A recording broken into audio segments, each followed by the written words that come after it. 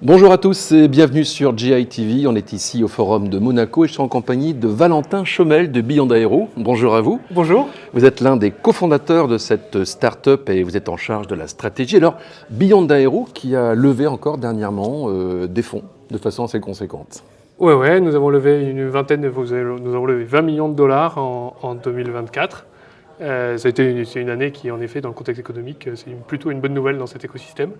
Et nous sommes très contents de pouvoir continuer les avancées et les développements après le premier vol de Blériot, notre démonstrateur ULM à pile à combustible. Ça, c'était en début d'année. Exactement, les vols 2024, étaient janvier et février, exactement. Et du coup, la levée de fonds était plutôt un peu plus loin dans l'année, une fois qu'on a pu extraire tout ce qu'on voulait apprendre de ces essais, de ces résultats, pour pouvoir construire la suite. Donc la suite, c'est une échelle un peu supérieure, mais l'architecture restant l'architecture et les principes fondamentaux restant les mêmes. La chaîne de propulsion est donc validée, sauf que là, ce que vous préparez, vous, c'est un jet. C'est ça. Donc là, on a commencé dans le monde de l'aviation très légère. On n'est plus dans le petit avion Blériot, là. Exactement. L'idée, c'est de passer... différent. Alors, à l'échelle de l'aviation, ça reste très léger. L'idée, c'est de faire Mais ça va plus vite. Ça va un peu plus vite. L'idée, c'est de faire un avion de 6 à 8 passagers, plus 2 pilotes, capable de voler dans le monde du very light jet, de l'aviation d'affaires légère, voire très légère, en comparaison quand même avec des avions d'affaires qui peuvent être quand même très gros et voler très vite. L'idée, c'est que ça ressemble à un jet, ça a des performances entre le jet et le twin turboprop, liées aux limitations aujourd'hui des chaînes hydrogène pile à combustible. Mais l'idée, c'est quand même de rester dans le range des performances. Donc ce qu'on vise, c'est 800 nautiques, plus les réserves NBA. Donc c'est plus de 1000 km en fait. Oui, c'est ça. Un bon millier de kilomètres. Quoi. Oui, quasi 1500, plus réserve. 45 minutes, plus 100 nautiques en réserve. Bon, c'est plutôt des performances encourageantes. L'idée, c'est de pouvoir couvrir un domaine continental. Les liaisons type, c'est Paris-Genève, c'est Paris-Nice, Londres-Nice, des choses comme ça, ou aux États-Unis, Los Angeles-Las Vegas, ou Los Angeles-San Francisco. Alors, au niveau de l'agenda, quelles sont les étapes avant que cet avion puisse voler ? Un certain nombre. Aujourd'hui, on se concentre sur deux choses principales. Continuer à designer cet avion, donc vers la revue de design préliminaire. Donc là, on sait qu'on a une architecture qui fonctionne, mais il faut encore la raffiner, définir les structures, définir les systèmes, définir les partenaires avec qui on va le construire. Ça d'un côté. Et de l'autre, là où on est un peu plus mature en termes de design, sur la chaîne de propulsion, là, il faut aller vers les essais, des premiers essais, pour vérifier nos hypothèses, nos modèles, nos simulations.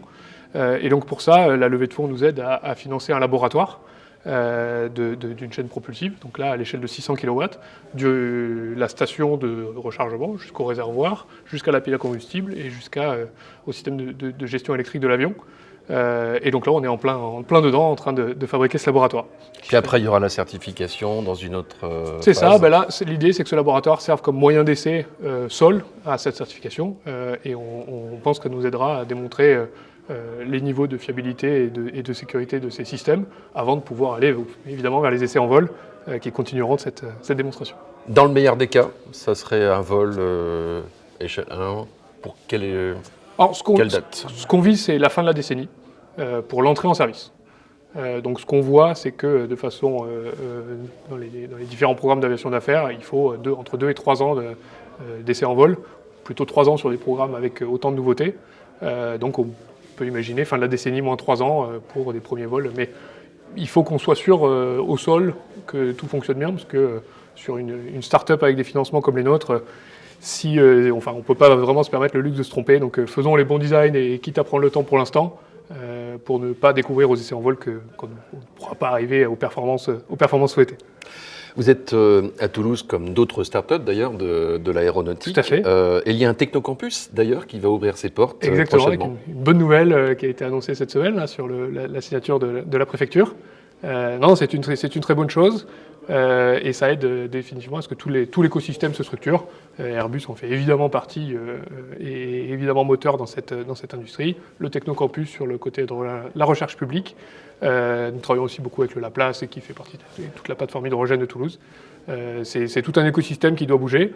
Alors maintenant, il faut aligner toutes les feuilles de route, tous les financements, un certain nombre de choses, mais c'est très positif au global, comme cet événement ici à Monaco qui réunit une partie de la filière avec, j'ai vu M.